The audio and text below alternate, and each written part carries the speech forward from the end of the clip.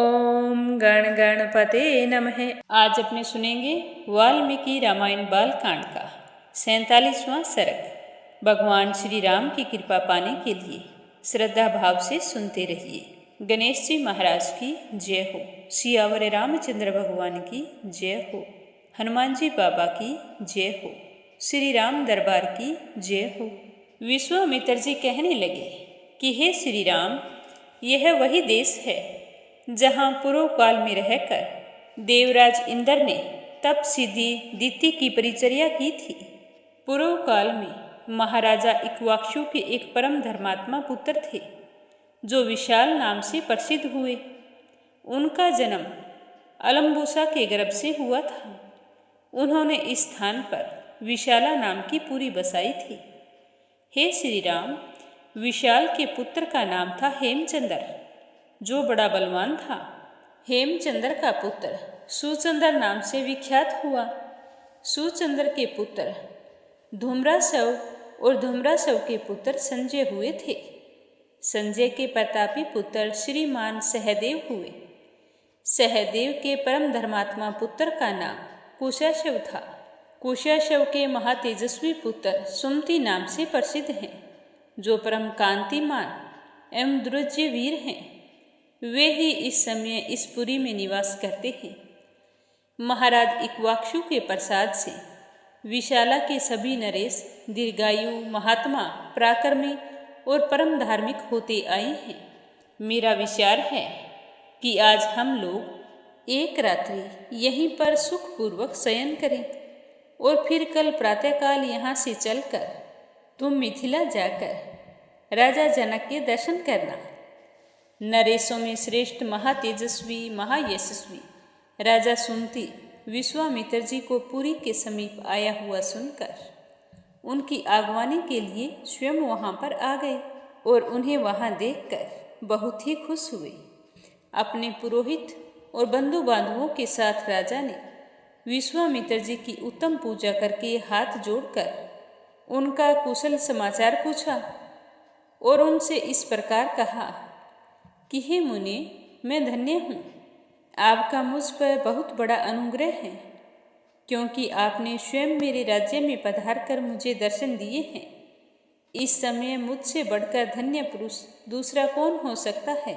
तो इस तरह सुनकर विश्वामित्र जी बहुत ही प्रसन्न हुए और फिर परस्पर समागम के समय एक दूसरे का कुशल मंगल पूछकर बातचीत की। और अंत में राजा सुमति ने महामुनि विश्वामित्र जी से कहा कि हे भगवान, आपका कल्याण हो। और फिर राम और लक्ष्मण की तरफ देखकर कहने लगे कि हे ब्राह्मण देवता, आपके साथ ये दोनों कौन हैं? ये कुमार देवताओं के तुल्य पराक्रमी जान पड़ते हैं। इनकी चाल ढाल हाथी और सिंह की गति के समान है। ये दोनों वीर सिंह और सांड के समान प्रतीत होते हैं। इनके बड़े बड़े नेत्र विकसित कमल दल के समान शोभा पा रहे हैं। ये दोनों तलवार, तरकस और धनुष धारण किए हुए हैं। अपने सुंदर रूप के द्वारा दोनों अश्विनी कुमारों को लज्जित करते हैं तथा युवावस्था के निकट भी आ पहुँचे हैं। इन्हें देखकर मुझे तो ऐसा जान पड़ता है कि मानो दो देव कुमार देव इच्छावश देवलोक से पृथ्वी पर आ गए हैं। हे मुनि, ये दोनों पुत्र किसके हैं और कैसे हैं और यहाँ किस लिए आए हैं? क्या आप सब पैदल ही आए हैं? जैसे सूर्य और चंद्रमा आकाश की शोभा बढ़ाते हैं, उसी प्रकार ये दोनों कुमार हमारे देश को सुशोभित कर रहे हैं। शरीर की ऊंचाई, मनोभाव सूचक संकेत तथा बोलचाल में ये एक दूसरे के समान ही हैं। श्रेष्ठ आयुध धारण करने वाले ये दोनों नर श्रेष्ठ वीर इस दुर्गम मार्ग में किस लिए आए हैं, यह मैं यथार्थ रूप से सुनना चाहता हूँ। तो सुमति का यह वचन सुनकर विश्वामित्र जी ने उन्हें सब वृत्तांत यथार्थ रूप से निवेदन किया। पहले सुमति को बताया कि ये दोनों दशरथ पुत्र श्री राम और लक्ष्मण हैं। फिर सिद्ध आश्रम में निवास और राक्षसों के वध का प्रसंग भी यथावत विस्तार से कह सुनाया। तो विश्वामित्र जी की बात सुनकर सुमति को बड़ा ही विस्मय हुआ।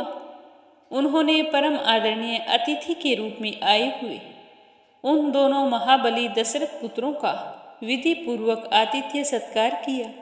इस प्रकार सुमति से उत्तम आदर सत्कार पाकर वे दोनों रघुवंशी कुमार एक रात वहां पर रुके और सुबह सवेरे उठकर मिथिला की ओर चल पड़े। तो आज का सरक यहीं पर समाप्त होता है। कल फिर मिलेंगे अगले सरक के साथ। इससे पहले आप सभी से मेरा कहना है कि अनिर्वेदा चैनल को सब्सक्राइब जरूर करें, वीडियो को लाइक करें, ज़्यादा से ज़्यादा शेयर करें, ताकि भगवान श्री राम का आशीर्वाद आप सब पर हमेशा बना रहे। कल फिर मिलेंगे अगले अध्याय के साथ। इसमें अपने जानेंगे कि राम और लक्ष्मण ने मिथिला पहुंचकर क्या किया। बोलो सियावर रामचंद्र भगवान की जय हो।